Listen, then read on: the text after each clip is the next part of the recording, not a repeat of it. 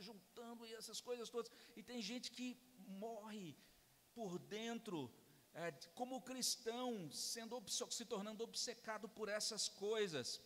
O cristão fervoroso não é aquele que enxerga anjos e demônios em cada canto da rua, em cada símbolo, em cada cor, mas é aquele que repousa continuamente nos braços carinhosos de Deus. Olha o Salmo 131, vou ler aqui na versão da NVI. Senhor, o meu coração não é orgulhoso, os meus olhos não são arrogantes. Não me envolvo com coisas grandiosas nem maravilhosas demais para mim. Olha o que diz esse salmo. De fato, acalmei e tranquilizei a minha alma. Sou como uma criança recém-amamentada por sua mãe. A minha alma é como essa criança. Já viu como que é uma criança recém-amamentada? Antes de ser amamentada, está lá chorando, esperneando. Depois que ela é amamentada, ela dorme ali com aquela carinha, toda tranquila, não tem problema para ela. Pergunta para essa criança recém-amamentada como é que está a bolsa de valores, ou sobre as eleições de 2022, não está nem aí para nada. Ela fala, eu estou aqui nos braços da minha mãe, né, e estou alimentada. E esse salmista está dizendo, é assim, Senhor, que está a minha alma. Ele prossegue dizendo, olha só que interessante, ponha a sua esperança no Senhor, ó Israel, desde agora e para sempre. O que esse salmista do Salmo 31 está dizendo? Aprenda a descansar em Deus, Israel, confie nele, desde agora e para sempre. Então, o entendimento da vitória de Jesus Cristo, que a gente explicou ontem, o entendimento da soberania de Deus, que a gente explicou ontem, o entendimento da graça de Deus, nos encaminham ao descanso que é descrito por um poeta cristão, que escreveu um hino belíssimo, que infelizmente não consta no nosso inário, né? Está lá no inário dos batistas, né? Mas é um hino muito precioso, que diz, que consolação tem meu coração, descansando no poder de Deus, Ele tem prazer em me proteger, descansando no poder de Deus, descansando nos eternos braços do meu Deus, vou seguro, descansando no poder de Deus. Olha que hino precioso. E olha só como esse hino é prático em termos de luta. Você fala, então isso leva a pessoa a uma indolência, a ficar passivo na luta cristã. Não, ele diz assim, segunda estrofe, sempre em frente vou, bem contente estou. Como? Descansando no poder de Deus. Tudo vou vencer pelo seu poder. Como? Descansando no poder de Deus. Parece uma doideira um negócio desse, não é? Como é que eu vou em frente? Como é que eu vou vencer? E aí o termo diz, vou vencer descansando. Parece uma coisa esquisita. Mas acontece que a nossa geração cristã é uma geração que não descansa. A nossa geração cristã não descansa por várias coisas, talvez porque esse ponto de vista, né, que é um ponto de vista mais arminiano e darwinista, esteja instalado na nossa configuração cultural, não é? Então, por exemplo, para você vencer, quem vence é um indivíduo que tem iniciativa, que propõe soluções antecipadamente, que planeja estrategicamente, que implementa o planejamento estratégico. Basicamente é assim que a gente encontra. A vitória é dos mais aptos. Isso tudo é darwinismo. O darwinismo diz que sobrevivem os mais aptos, os animais mais fortes devoram os mais fracos, e depois de um tempo só sobrevivem as espécies mais capacitadas. O Evangelho diz que o mundo pertencerá aos mansos. Deus é o Deus dos frágeis. O Evangelho é totalmente invertido disso. Então, toda essa ideia de meritocracia, gente, por favor, não me leve a mal, não é? Mas eu convido você a ler um livro de um autor chamado, esqueci o primeiro nome, mas eu vou lembrar daqui a pouquinho. Eu sei que o segundo é Sanders, e o título é A Falácia do Mérito. É um autor que vale a pena você ler. Ele não é cristão, ele escreveu um livro que se tornou um best-seller, e ele inclusive deu, porque é um curso que ele dá em Harvard, chamado Justiça. Eu acho que é Michel Sanders, mas eu vou dar uma olhadinha aqui, daqui a pouquinho. E ele agora publicou outro livro chamado A Falácia do Mérito. Ele diz, a nossa cultura toda é enganada por essa ideia de que só vence e só desfruta das bênçãos aqueles que são melhores. E ele diz, isso é uma subversão do calvinismo, é contrário ao calvinismo que formatou a nação americana. Olha só, é um cara que não é crente, ele está dizendo, o calvinismo dizia que Deus favorece os eleitos, pela graça livre dele, aqueles que não merecem. Mas ele vai dizer, olha o que ele diz, ele vai dizer que a direita cristã americana, que abraçou o arminianismo, subverteu essa ideia, e ela ensina que os eleitos são aqueles que se esforçam, são aqueles que merecem vencer. Isso tudo está presente na cultura ocidental hoje. E a gente começa a abraçar uma ideia de cristianismo também formatada nessa mesma direção. Os cristãos do passado não eram assim. Veja só, naquela época eles escreveram um hino como esse, Descansando no Poder de Deus. Eles usavam muito uma palavra, a palavra conforto, que é diferente, não tinha esse sentido de vida confortável de hoje. Mas, de acordo com o pensamento daqueles cristãos antigos, mesmo que não tenhamos uma vida confortável, nós temos uma vida confortada. Olha que coisa esquisita é essa. Ou seja, nós somos confortados, nós somos consolados pelo Espírito que nos comunica a graça de Deus Pai, por meio da pessoa e da obra de Deus o Filho. Com essa consciência, eles escreveram coisas muito preciosas. E lembra, eu mencionei ontem o Catecismo de Heidelberg, e agora eu vou voltar para ele, para a primeira pergunta dele. Olha que coisa preciosa esse catecismo, gente. A primeira pergunta é, qual é o seu único conforto na vida e na morte? Olha, essa é a pergunta. Vale a pena até você anotar um treco desse, de vez em quando voltar. Gente, qual é o meu único conforto na vida e na morte? Às vezes a gente fica tão chateado com as coisas, né? Agora eu estou zangado, frustrado, porque eu queria ser PhD em micróbios da Tanzânia e não aceitaram o meu pedido de bolsa de estudo, a vida não presta. Aí você fala, não, gente, mas espera aí, qual é o nosso único conforto? O que é mais importante? O que é prioritário? Olha só a resposta.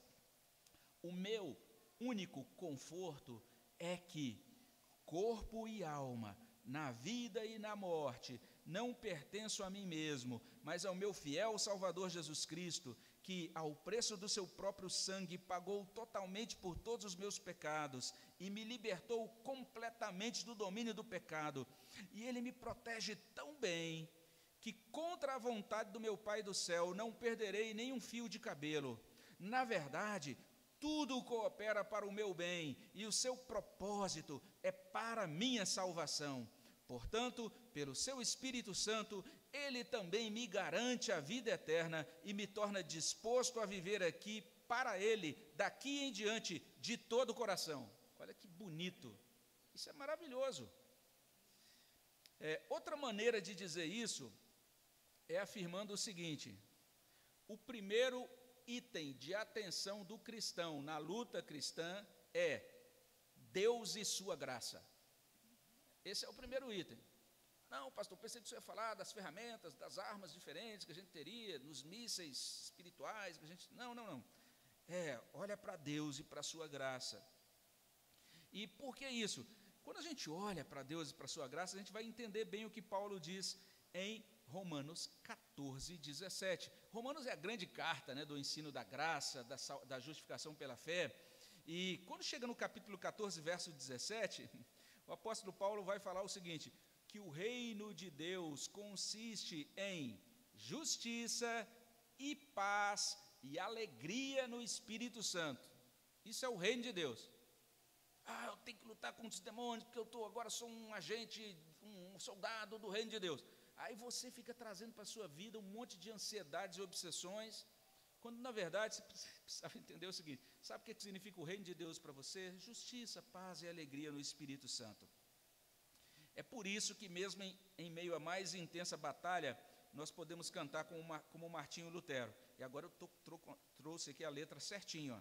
Se nos quisessem devorar demônios não contados, não nos iriam derrotar, nem ver-nos assustados.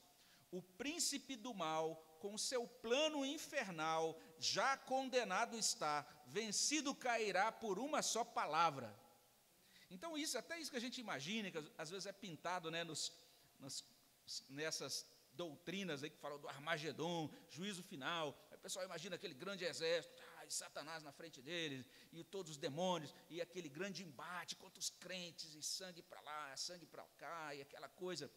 Na verdade, a Bíblia diz o seguinte, que naquele último dia, Satanás vai se levantar pela última vez, e Cristo vai dizer, acabou, pronto, ele morreu, ele sumiu, é isso.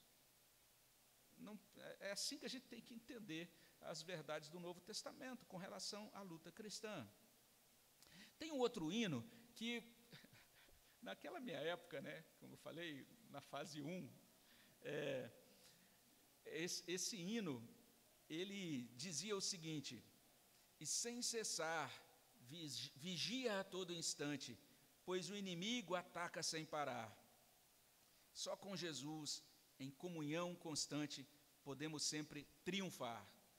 E eu dizia, olha, está aí, gente, ó, a gente tem que estar em comunhão constante para triunfar e tal, porque é isso, se você não está em comunhão, você não vai triunfar. Se você não está, e aí pegava o hino, bem de manhã, né, embora o céu seja, se você não orar de madrugada, você não vai triunfar. E era assim que eu interpretava aquele hino para a agonia das pessoas que ouviam o meu ensino naquela época. Aí, de repente, veio uma comissão aí, não sei nem se você sabia que existe essa comissão na nossa igreja, comissão de inologia. Tem um conselho chamado Conselho de Inódia. Já tinha ouvido essa palavra, inódia? Alguns nem sabem que existe isso, né? Mas eles olharam para o hino e falaram, não, vamos ajustar essa letra. E mudaram a letra. Confira lá depois, nesse hino, você vai perceber lá que a letra foi modificada, é o hino 129, e agora diz assim, preste atenção, vigia a todo instante, pois o inimigo ataca sem parar. Aí veja só com Jesus em comunhão constante, podemos sempre descansar. Aí quando eu vi essa mudança, eu falei, que esquisito, gente, como é que o crente pode descansar? Está tendo uma luta aí, o cara vai estar descansando. Achei isso um absurdo, né, naquela época, né, quando propuseram essa mudança. E agora, à medida que eu vou ensinando a palavra de Deus, eu estou subscrevendo essa mudança. É isso mesmo. Em comunhão com Jesus, a gente descansa. É isso. Essa é a grande verdade do Evangelho. Então, por mais esquisito, né, que pareça aos legalistas, também aos voluntaristas, a primeira coisa de que precisamos na luta cristã é aprender a descansar no poder de Deus. A primeira coisa que a gente precisa é isso, em cada luta cotidiana, ter o Evangelho relembrado no nosso coração, aplicado no nosso coração. Essa é a primeira necessidade nossa quando a gente pensa na luta cristã.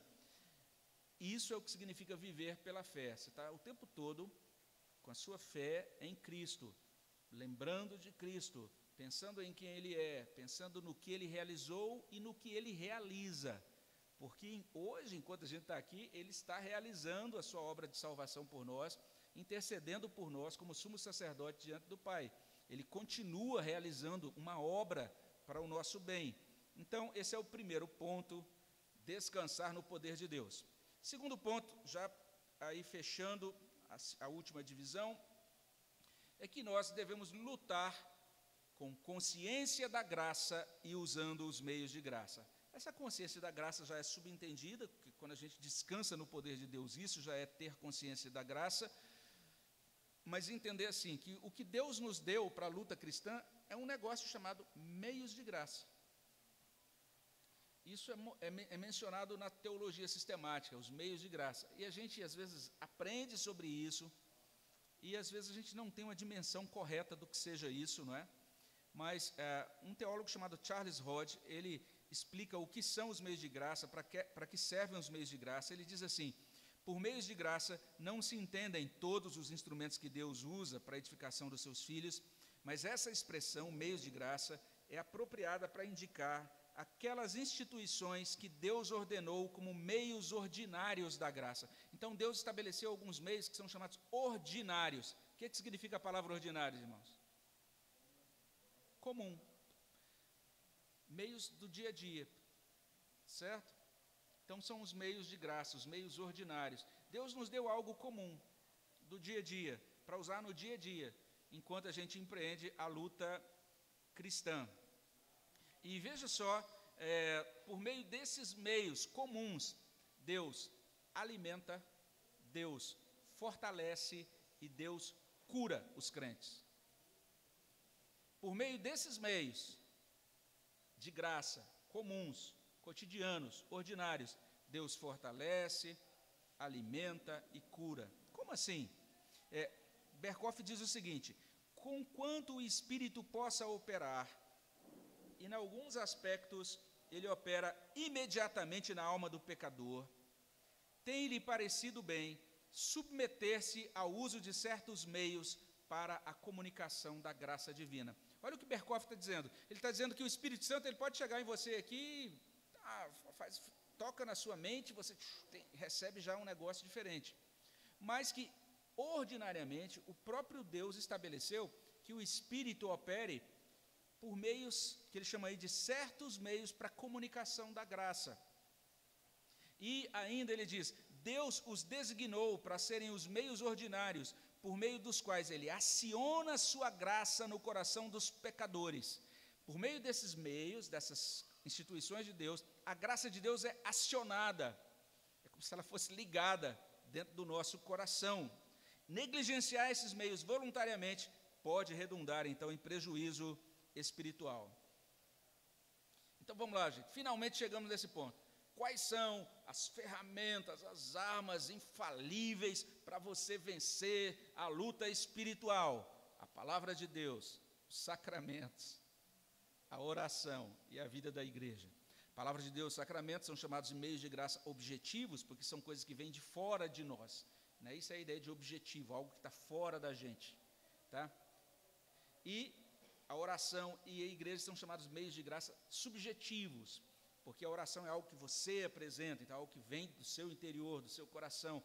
A experiência com a igreja, né, cada um tem essa vivência e vai sendo também abençoado subjetivamente pela vida da igreja. Então isso é muito importante a gente compreender, e isso é assim assombroso para aqueles que abraçam aquela visão popular de guerra espiritual, porque parece pouco. Eles vão dizer, como assim? Eu vou vencer a luta espiritual só assim, ouvindo a palavra, participando do batismo, participando da ceia, participando da igreja. Então isso é muito interessante. E é interessante o que está sendo colocado aqui, é o seguinte, quando a gente pensa assim, como é que eu posso empreender a luta cristã de uma maneira bíblica, equilibrada, não é? De certa forma, a Bíblia responde da seguinte maneira, sendo um crente simples, comum, que crê em Jesus como único Senhor e Salvador, que participa da ceia do Senhor e que ora a Deus e que participa da igreja. Nossa, que coisa mais chocante. Podia nem ter vindo nesse acampamento, né? Porque isso aí já fazia, né? Alguma coisa assim. Mas só quero ilustrar isso por meio de algumas coisas, alguns exemplos bíblicos, tá? E enquanto eu fui lembrando disso enquanto estava no carro, aí fui ditando aqui para o meu celular só para não esquecer. Mas é porque eu achei tão interessante isso. Olha só que interessante. Abra lá em Zacarias 3. Lembra que a gente mencionou que lá em Zacarias 3 a gente tem esse quadro meio assustador assim, é ou não é? O sacerdote Josué está diante de Deus, e aí à direita de Deus está a figura de Satanás fazendo oposição a Josué, ao sumo sacerdote Josué. E aí veja só o que diz Zacarias capítulo 3 sobre isso, né? Veja aí que no verso 1 está dizendo que Satanás estava para lhe opor, certo? Mas preste atenção ainda no versículo 1. O versículo 1 não está dizendo apenas que estava o sumo sacerdote Josué diante de Deus e à direita de Deus Satanás, mas veja só, Deus me mostrou o sumo sacerdote Josué, o qual estava diante do anjo do Senhor, e Satanás estava à mão direita dele para lhe opor. Não está dizendo que ele estava em frente de Deus, diz que ele estava em frente do anjo do Senhor. Guarde isso. Toda vez que você encontrar na sua Bíblia essa expressão, anjo do Senhor, aí no Antigo Testamento, especialmente, prestou atenção como aparece a palavra Senhor aí, toda em maiúsculas? Esse é o nome sagrado de Deus.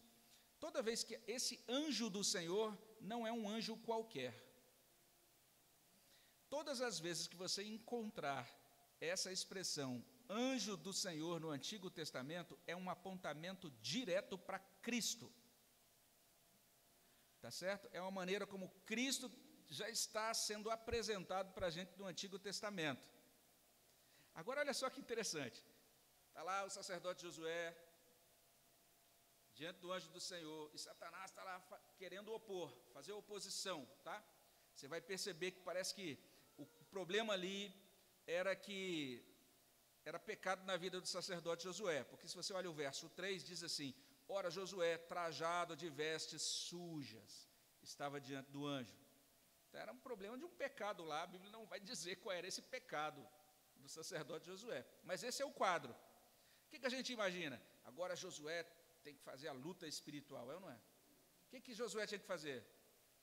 Está amarrado, Satanás, eu te repreendo. Não é nada disso. Olha só, o Senhor disse a Satanás, o Senhor te repreende, ó Satanás? Sim, o Senhor que escolheu Jerusalém te repreende. Não é esse um tição tirado do fogo? E aí veja só, tomou este a palavra e disse aos que estavam diante dele, tirai-lhe as vestes sujas. A Josué disse, eis que tenho feito para ti que passe de ti a tua iniquidade, e te vestirei de finos trajes. E disse eu, ponham-lhe um turbante limpo sobre a cabeça. Aí, quando fala disse eu, é Zacarias mesmo. Ele foi vendo tudo aquilo, ele foi tão entusiasmado, de repente ele estava tomando parte nesse diálogo e nessa cena toda. Ponham-lhe um turbante limpo sobre a cabeça. Puseram-lhe, pois, sobre a cabeça um turbante limpo, e o vestiram com trajes próprios, e o anjo do Senhor estava ali. Olha só que beleza isso, gente. Como é que foi resolvida a questão da luta espiritual no caso de Josué? O Senhor repreendeu a Satanás. O próprio Cristo ministrou a graça dele na vida de Josué, purificando Josué, concedendo a ele vestes novas, vestindo-o e concedendo graça a ele. E se a gente verificar a história de Israel, aquele homem foi usado historicamente para reconstituição, para restauração do culto, da vida religiosa entre os judeus, a nação então de Judá depois da restauração. Esse é um exemplo bem interessante para você perceber que quem resolveu o problema foi o Senhor. Muito interessante. Também quando olhamos o exemplo de Jó, a gente tem todo aquele quadro dramático, é ou não é? Jó capítulo 1 e 2, Satanás entrando, argumentando, e Deus falando, então você toca só nisso e daquilo. Aí depois vem todo o infortúnio sobre a vida de Jó. Leia o livro de Jó inteiro, tudo que Jó diz, você não vai encontrar em nenhum ponto do livro de Jó se dirigindo a Satanás. Em nenhum momento ele diz, eu não aceito isso que aconteceu, eu decreto a minha vitória novamente. Não, ele está o tempo todo o seguinte, duas coisas em Jó. Primeiro, ele passa por todos os sofrimentos sem blasfemar. Segundo, ele passa por todos os sofrimentos interagindo com Deus, falando com Deus. Ele tem alguns questionamentos, às vezes ele acerta, às vezes ele erra, mas ele está interagindo com Deus. Isso é luta cristã. Interagir com Deus até vencer. Caminhar com Deus nesse mundo, apesar dos obstáculos, até vencer. Olha a oração do Senhor, Mateus capítulo 6. Não nos deixes cair em tentação, mas livra-nos do mal. A gente viu o significado dessa oração. É uma oração contra Satanás. Mas Jesus não diz, todos os dias vocês têm que orar assim, arreda Satanás. Não, nada disso. Senhor, você se dirige a Deus. Senhor, não me deixe cair em tentação, livra-me do mal, seja lá, seja qual for, livra-me, Senhor.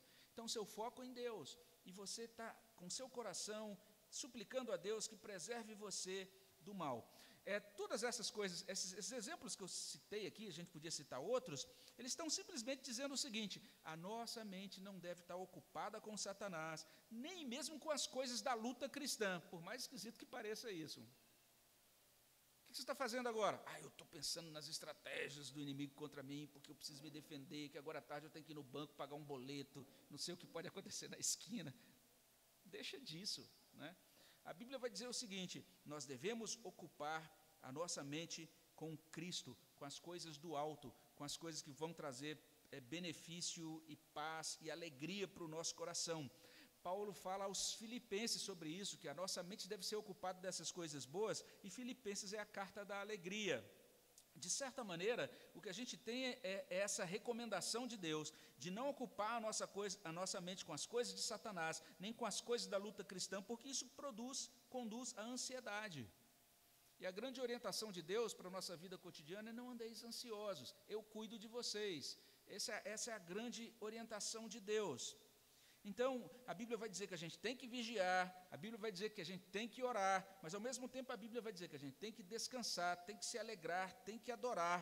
Então, nesses termos, a gente empreende a luta com essa percepção e fazendo então esse uso desses meios da graça de Deus. Outra coisa, os meios são chamados meios de graça, não são chamados meios de triunfo. Por que eles são chamados meios de graça? O que vocês acham?